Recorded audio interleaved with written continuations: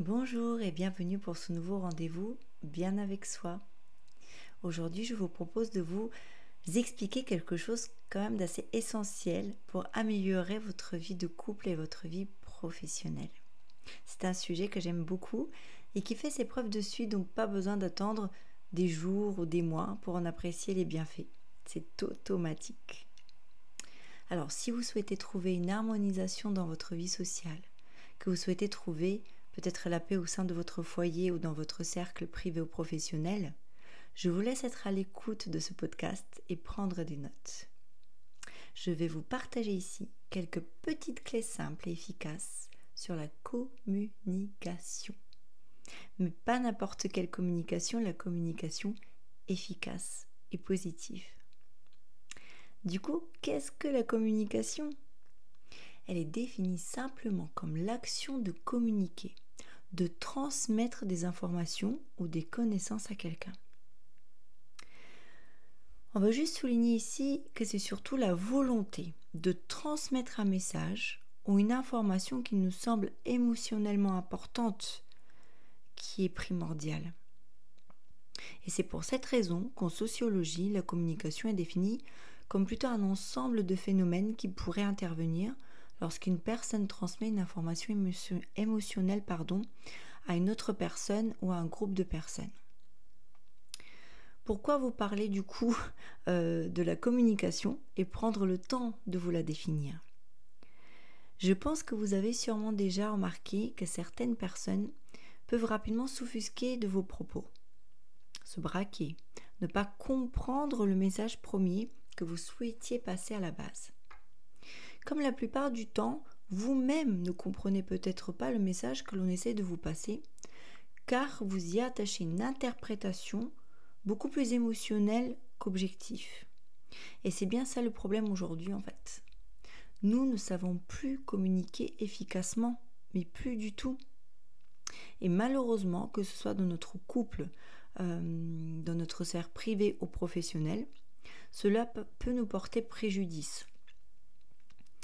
Avoir du mal à communiquer, à se faire comprendre ou entendre, peut être difficile lorsqu'on vit en société. On a besoin à un moment donné de se faire entendre, de faire comprendre ses limites et ses besoins. Et heureusement, c'est quelque chose qui se travaille assez facilement grâce à des petites clés qui nous aident à comprendre le fonctionnement d'une bonne communication. J'avais à la base cette idée de vous parler de la communication au sein du couple afin de vous aiguiller dans une amélioration des échanges que vous pourriez avoir avec votre moitié. Cependant, il m'a paru quand même important d'étendre cette compréhension aussi dans la sphère professionnelle et plus généralement personnelle au sens large. Et oui, nous n'avons pas seulement une mauvaise communication au sein de notre foyer, elle est répandue globalement dans la plupart de nos échanges. Donc finalement, je ne vais même pas devoir aller chercher bien loin pour vous faire comprendre l'importance de la communication, surtout de la bonne communication, celle qui sera plutôt constructive. Il n'y a qu'à vous demander de prendre un petit instant, un petit moment, et de réfléchir à vos anciennes relations sentimentales, à des relations peut-être amicales qui se sont brisées, à des collègues avec qui le dialogue est rompu, bref. Voyez bien qu'au cours de notre propre expérience de vie, nous avons tous été confrontés à une mauvaise communication à un moment donné, à une incompréhension que ce soit de la personne en face ou de nous-mêmes. Donc avant de voir des solutions pour arranger, améliorer cette communication et mieux comprendre celle des autres, il me semble quand même important de voir ce qui pose aujourd'hui problème dans nos interprétations. Pourquoi on a une mauvaise interprétation des messages qu'on peut percevoir et pourquoi on n'arrive plus à communiquer correctement. Aujourd'hui, dans un monde où l'on parle quand même beaucoup, énormément, la preuve, et on parle beaucoup de bienveillance, on parle beaucoup de tolérance, d'amour, de développement personnel, on parle d'évolution, on est en face tout de même d'une sacrée hypocrisie personnelle. Alors, le mot peut sembler un peu fort, mais je vais m'expliquer assez rapidement, ne quittez pas. Aujourd'hui, je ne trouve pas beaucoup de tolérance, de bienveillance ou de compréhension pour les personnes qui ont un mode de vie différent de soi. Je m'explique. Aujourd'hui, clairement, on va vouloir imposer sa manière de voir les choses et affirmer que toutes les autres sont fausses. J'ai raison, tu as tort. Bienvenue en la dictature de la pensée unique et du fonctionnement unique. Quelle tristesse et du coup quelle belle hypocrisie. On ne peut pas être gentil et bienveillant en écrasant les autres, en les privant de leur libre arbitre. Ce n'est pas possible. Il y a quelque chose qui se contredit. On va facilement critiquer la personne qui vit différemment de nous, qui parle d'une autre manière, qui va s'habiller d'une façon dont nous, peut-être qu'on n'oserait jamais, peu importe. Où se trouve alors ici la tolérance ? N'est-ce pas un petit peu hypocrite de nous dire gentil ou bienveillant alors qu'on ne fait que critiquer l'autre dans sa manière d'être, dans tout ce qui le compose, dans son soi ? Quelle pire façon du coup, je m'interroge, de se remplir de mauvaise énergie ? Et quelle meilleure manière que de se faire du mal à soi-même en se frustrant en permanence ? Ça, c'est le genre de questions que je me suis posée quand je me suis confrontée à ce problème de communication. Du coup, voilà le premier problème que l'on rencontre dans cette mauvaise communication, cette mauvaise entente. On impose nos idées et nos pensées au lieu de les partager. On impose à l'autre de penser comme nous. On n'est pas là dans le but d'un échange constructif, on est là pour dire notre propre vérité et à l'imposer aux autres. Forcément, on comprend que dans ce cas de figure, l'incompréhension sera fatale. D'un côté, l'un va dire qu'il détient la seule vérité, la seule manière de bien faire, oh grand Dieu, et de l'autre, une personne qui va se braquer, se mettre sur la défensive et qui sera dans l'obligation de riposter, en défendant ses valeurs, sa manière de vivre. Toute communication et compréhension est alors rompue pour les deux. On ne peut pas imposer à l'autre de faire comme soi, tant qu'il n'est pas convaincu. On a tous, je le rappelle à chaque fois, mais c'est quelque chose qu'on semble oublier, on a tous une éducation différente, des valeurs différentes et surtout des expériences émotionnelles de vie différentes. Et de toute façon, elles sont illimitées, on apprend tous les jours et ça jusqu'à notre mort et encore après.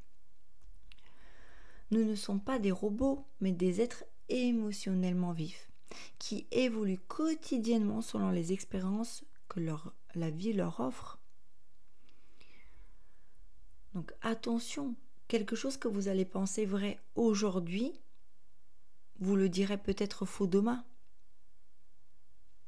Alors pourquoi ne pas respecter la personne en face de soi avec ce que l'on considère comme ses qualités, comme ce que l'on va considérer comme étant ses défauts ?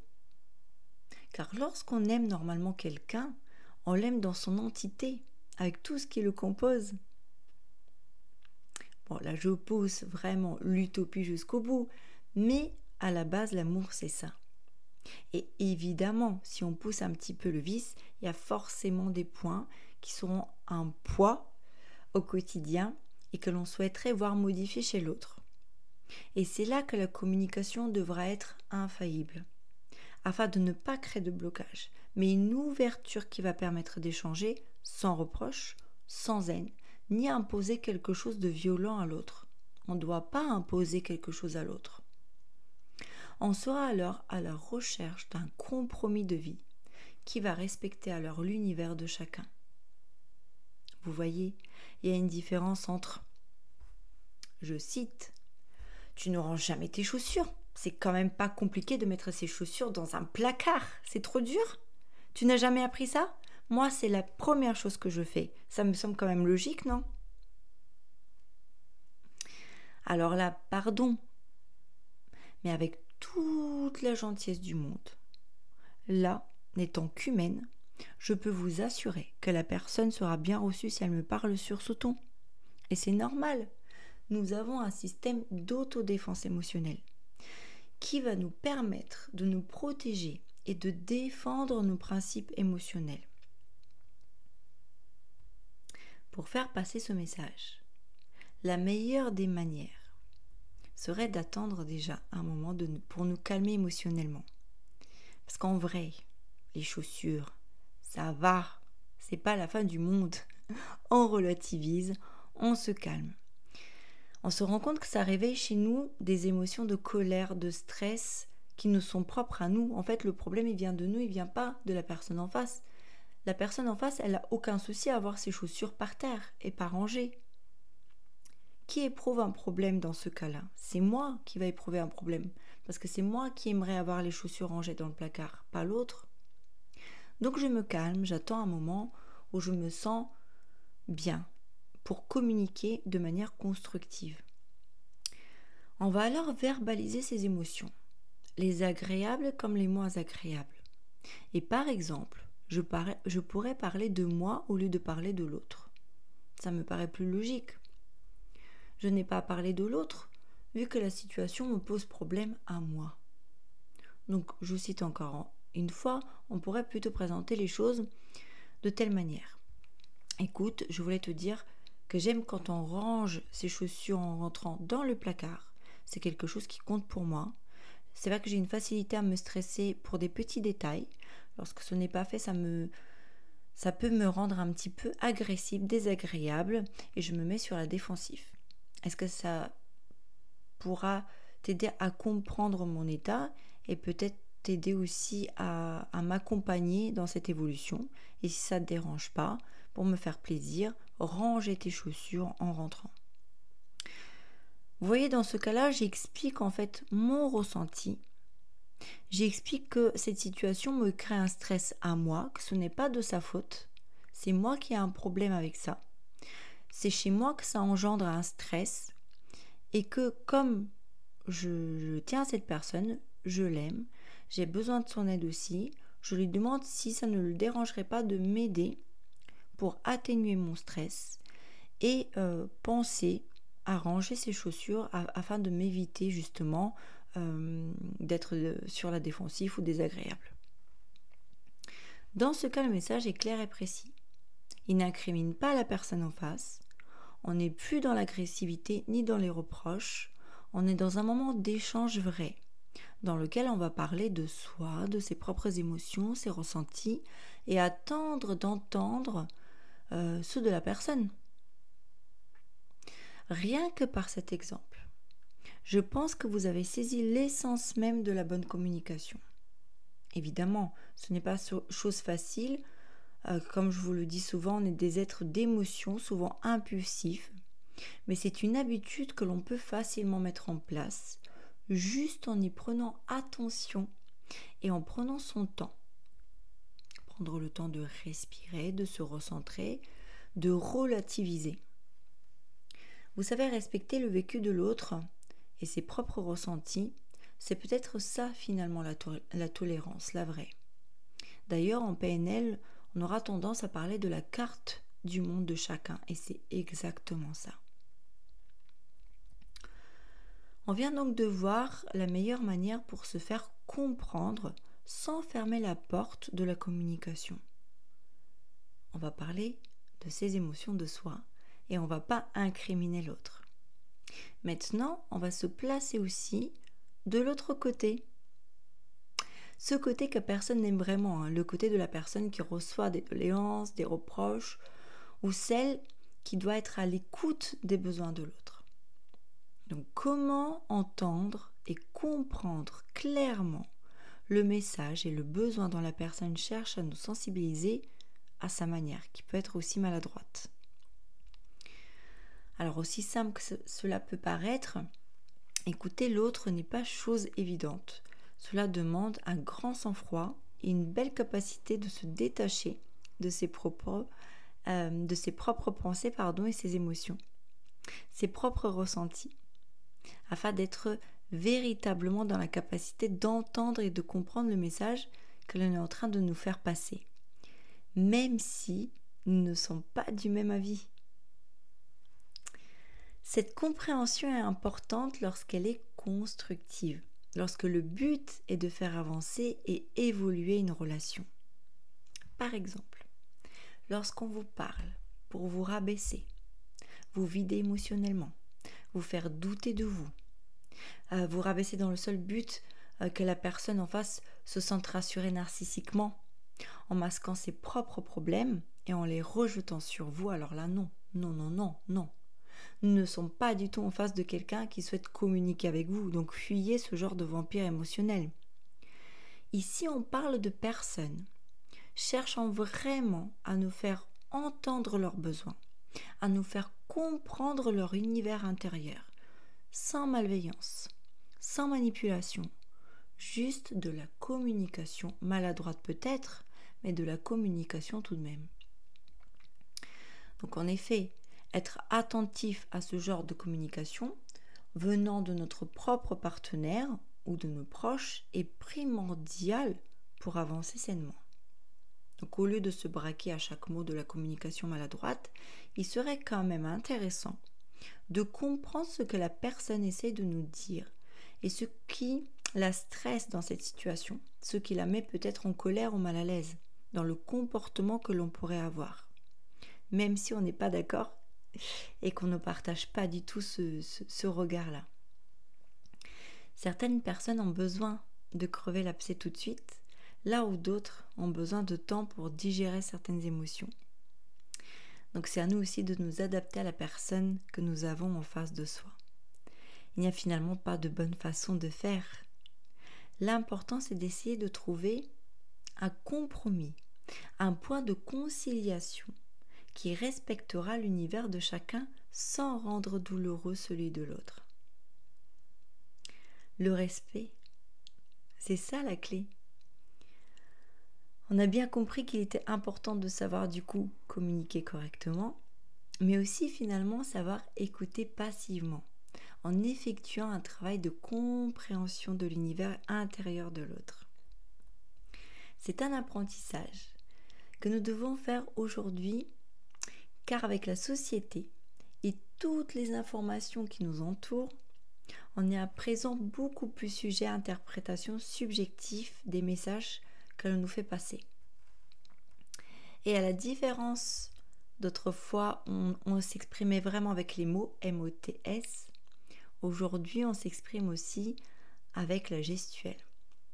On va s'attarder sur le ton de la voix, sur notre propre humeur du jour, sur la ponctuation des messages, sur la manière de tourner les phrases et non plus que sur les mots employés. Avant, on écoutait peut-être plus simplement que les mots MOTS. Aujourd'hui, on écoute tout le langage verbal et non verbal, tout ce qui va entourer les mots, et on va l'interpréter plus ou moins subjectivement. Donc forcément, si on me demande si je vais bien et que je réponds « bah oui, ça va »,« oui, ça va », ou si je réponds « oui, ça va très bien, merci », il y a quand même une bonne différence d'interprétation pour la personne qui me pose la question. Elle va avoir un décalage, une contradiction entre ce que je suis en train de dire et mon comportement. Ici, le ton de la voix, l'intonation et la gestuelle parlent bien plus que les mots. Donc il est plus facile émotionnellement de se braquer et d'être sur la défensive, ça ne l'oubliez jamais, que de se livrer, que de faire part de ses ressentis, ses émotions, ses envies et ses croyances, car il serait moins douloureux de se faire rejeter, de voir sa propre personne être rejetée par la colère en étant fermé et braqué sur ses positions, que de se faire rejeter lorsqu'on est en état de fragilité émotionnelle, en état de lâcher prise, au moment où l'on ouvre son cœur et son univers à l'autre. Lorsqu'on a la sensation de dire on se met à nu, mais c'est exactement ça. Ça fait beaucoup plus mal. Donc savoir communiquer au sein de son foyer, avec son partenaire, c'est savoir mettre son ego de côté. C'est savoir se montrer vraiment et dévoiler tout son être. C'est ne plus avoir le choix que d'être honnête avec soi-même et avec l'autre. Pourquoi avoir besoin de déposer la responsabilité sur l'autre? C'est à nous que le comportement de la personne pose problème. C'est pas à elle. C'est nous qui sommes donc dans la demande d'eux. Et une communication claire qui parle plutôt de nos ressentis et nos émotions, en fait une communication honnête, permet à l'autre de comprendre ce qui peut déstabiliser dans son attitude et pourquoi. Du coup, je pense sincèrement que notre plus grande difficulté aujourd'hui dans la communication, c'est d'assumer notre propre responsabilité de manière générale. Alors, il est plus facile de tout reprocher aux autres, ça je suis d'accord. Je le fais sûrement encore beaucoup. Cependant, je reste convaincue que grâce à une meilleure communication, une vraie communication constructive, remplie d'échanges bienveillants et sincères, et une communication permettant de trouver des compromis efficaces, on arrive à mieux se comprendre, d'apprendre vraiment à connaître l'autre et peut-être un peu plus encore soi-même, et à construire du coup un foyer, un environnement plus sain. Du coup, qu'est-ce que je pourrais vous dire pour conclure ce petit podcast que je trouvais très important pour moi? C'est qu'il est important de s'entourer finalement de personnes ayant cette capacité de respecter notre univers et dont on sera en capacité de respecter et comprendre le leur. Alors je vous souhaite d'être chaque jour plus en accord avec vos principes que vous dites avoir et de les mettre en application avec tout votre cœur et tout votre âme. Il ne suffit pas de se persuader d'être dans le vrai. Parfois, il suffit de se donner les moyens de se diriger vers la bonne direction. Et même si on chute, même si on tombe, on arrivera toujours à se relever, encore plus fort qu'avant, plus riche et plus sûr à chaque fois. Alors que votre voyage soit aussi constructif que bienveillant. Je vous envoie énormément de force et d'amour. À très bientôt. Krasimira.